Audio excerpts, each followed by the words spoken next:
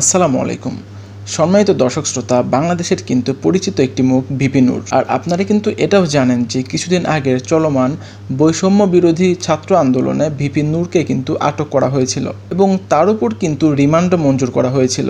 বাংলাদেশের সরকারের পদত্যাগের পর ভিপি নূরকে সহ সকল কারাবন্দীকে কিন্তু মুক্ত করে দেওয়া হয় এবং মুক্তি পেয়ে ভিপি নূর তার সাথে ঘটে যাওয়া অনাকাঙ্ক্ষিত সেই ঘটনাটি সবার সামনে জানান দিলেন। তো চলুন ভিপি নূরের সেই রিমান্ডের দিনগুলির কথা আমরা একটু শুনে নেই। একজনের সাথে কিন্তু এক এক রকমের আচরণ করা হয়। আমাকে 18ই জুলাই ভোর রাতে বা মধ্যরাতে 3টা কি 3:30টার দিকে আমাকে তুলে নিয়ে যাওয়া হয়। আমি তো আমার ছোট বাচ্চা আমার কাপড়ে প্রস্রাব করে দিয়েছিল, আমার কাপড়টা ভিজা। আমি বলেছিলাম যে ভাই আমি কাপড়টা চেঞ্জ করে যাই। চিলে যেমন স্বীকার করে ঠিক অমনিভাবে গেঞ্জি এখানে আমাকে একেবারে চ্যাং দোলা করে আমাকে টেনে এসে নিচে নামানো। আমার বাচ্চা প্রস্রাব করা কাপড়টা পর্যন্ত আমাকে চেঞ্জ করতে দিত না, আমার পায়ের জুতাটা পর্যন্ত আমাকে নিতে দেয় নাই। কিন্তু গাড়িতে উঠেই এই জম টুপি বলে যেটা, কালো টুপি পরাইলো, হাই সাউন্ডে মিউজিক গাড়িতে, অর্থাৎ আশপাশের কোনো শব্দ টব্দ আমি শুনতে না পাই।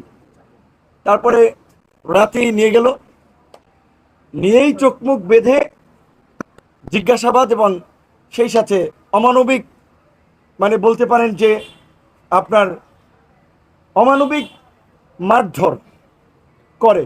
এক পর্যায়ে আমার শরীরে কাঁপুনি চলে আসে, আমার মুখ দিয়ে লালা বের হয়ে যায়। তারপরে তারা ডাক্তার আনে।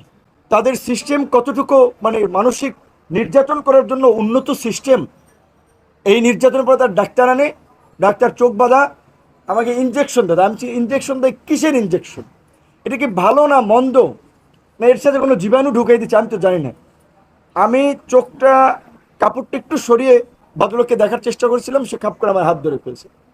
পরে ওনারে কথা বলতে বলতে জিজ্ঞেস করলাম, উনি বলে আমাকে মাঝে মাঝেই এরকম আনে। তারপরে রাতে ঘুমেই পড়ি, সকালবেলা খাবার দেয় অন্ধকার ঘরেই। একটা ছোট্ট মহসিন হল, ঢাকা বিশ্ববিদ্যালয়ে যারা গেছেন, নিচে যে সিঙ্গেল রুমগুলো থাকে ওই রকমের একটা রুম, রুমের মধ্যে বাথরুম, লাইট নেই। খাবার দিছে মোমবাতি জ্বালাইয়া, দিনের খাবার না রাতের খাবার আমি জানি না।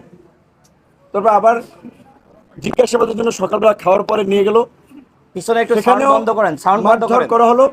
কারণ হচ্ছে আমি নাহিদ এবং সার্জিসের সাথে ফোনে আলোচনার পরে ওদেরকে বলেছিলাম যে এই 8 দফা দেওয়া যায়। তখন বলছিল যে ভাই আপনি একটু লিখে পাঠান। আমি মেসেজ করে পাঠাইছি। এইটা আমার একটা বড় অপরাধ ছিল যে আমি কেন 8 দফার মধ্যে ওবায়দুল কাদেরের পদত্যাগ, স্বরাষ্ট্রমন্ত্রীর পদত্যাগ, প্রধানমন্ত্রীকে ক্ষমা চাইতে হবে সেটা বললাম। এবং নাহিদ সার্জিসদের সাথে, আসিফ সহ আসলে ছাত্র নেতৃবৃন্দের সাথে, ওদের সাথে আলোচনা করে আমরা বলেছিলাম যে বৃহস্পতিবার দিন যেভাবে সারা দেশে নির্বিচারে গুলি করে মানুষ হত্যা করা হচ্ছে, শুক্রবারও করা হচ্ছে, কাজে এখন সরকারের পতন ছাড়া আমাদেরও মুক্তি নেই, জাতিরও মুক্তি নেই। কাজী নির্বিচারে গুলি, শান্তিপূর্ণ সমাবেশে নির্বিচারে গুলি চালিয়ে ঘাতক সরকারের পদত্যাগই এখন গণদাবি। এটা তো ওভার ফোনে আলোচনা করতেছিলাম, যেহেতু হোয়াটসঅ্যাপ বন্ধ, এই কনভারসেশনগুলো তাদের ছিল।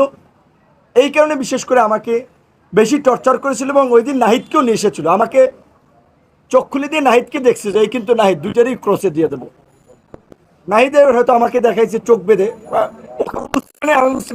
কিন্তু আমাদেরকে যে ক্রসে দিয়ে দেবে এরকম ভাবে, যে কত শত শত মানুষ ক্রস ফায়ারে দিয়ে দিচ্ছে, চোখ মতো দু একটা দিলে কি হবে, তাদের আচরণটা এরকম ছিল।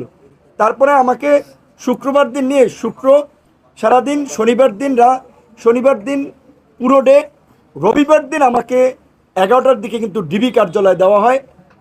তখন আমি ঘুরিয়ে পুলিশের পায়ে ভর দিয়ে ডিবি কার্যালয়ে আসি। ডিবি কার্যালয়ে ওখানে এডিসি অ্যাডমিন ছিল শাহিন শাহ, কতটা পাষণ্ড করে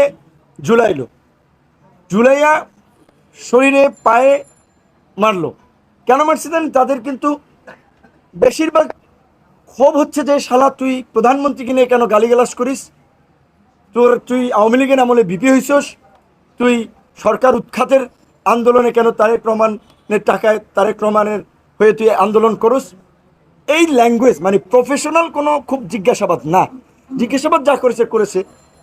আবার একটা দেখেন, এই যে নাট্যকার ডিবি হারুন, আমি বলছি যে ভাতের হোটেল ম্যানেজার, আমি বলছি যে তিনি নাট্যকার, দারুণ অভিনেতা।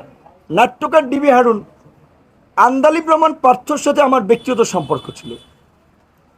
আমি ঈদের আগে তাকে বলছিলাম যে আমি একটু ওই ফ্যামিলি ক্রাইসিসে, আপনি 10 লাখ টাকা আমাকে ধার দেন, আমি আপনাকে আবার দিব হানে।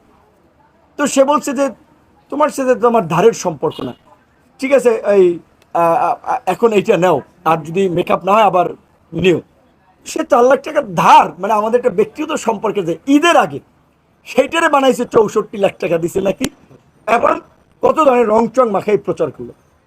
এবং এই যে ধরেন সেই সময় টিভি, 71 টিভি বা এরকম ধরেন আরও অনেকে রংচং মাখি প্রচার করেছে।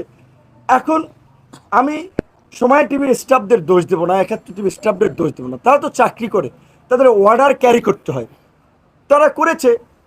কিন্তু বিশেষ করে এই কথাটা এই প্রসঙ্গে চলে আসছে এইখানে, আমি নিজে এখন খুব উদ্বিগ্ন আমার নিরাপত্তা নিয়ে, দেশের ভবিষ্যৎ নিয়ে, যে দেশে যা চলছে এটা তো আর একটু নৈরাজ্য চলছে, এই নৈরাজ্য চলতে পারে না।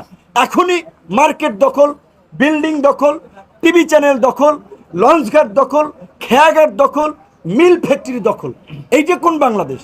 এই বাংলাদেশের জন্য কি আমরা বিপ্লব করেছি? আজকে আমরা তরুণরা এই যে এখানে বসে আছে যারা 18 সালে কোটা সংস্কার আন্দোলন করার কারণে মাইরে ককটেল দিয়ে তারে বলছে বিপিনুর আর রাশেদ তারে এই ককটেল মিছিলে মারার জন্য দিছে। প্রত্যেকটা এই শাকিলের মতো মানুষকে র্যাব আপনার